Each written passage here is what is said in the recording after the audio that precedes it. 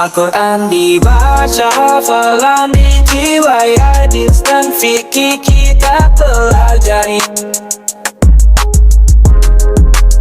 Bersama saudara kita berbagi di pesantren ini, kita bersyukur lagi.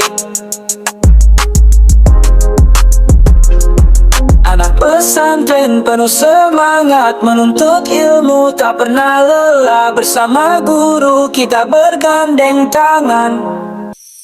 Al-Quran dibaca, hafalan dijiwai, hadis dan fikih kita pelajari.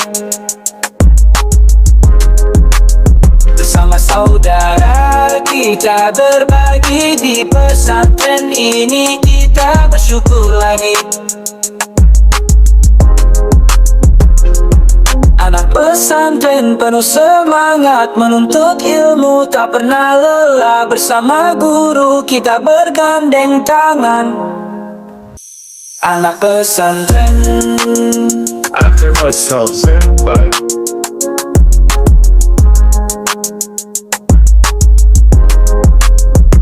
anak pesantren. Al-Quran dibaca, hafalan dijiwai, hadis dan fikih kita pelajari.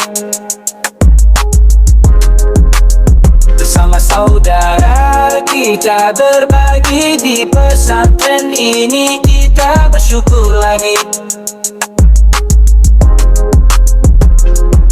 Anak pesantren penuh semangat menuntut ilmu, tak pernah lelah. Bersama guru kita bergandeng tangan. Anak pesantren, After myself back.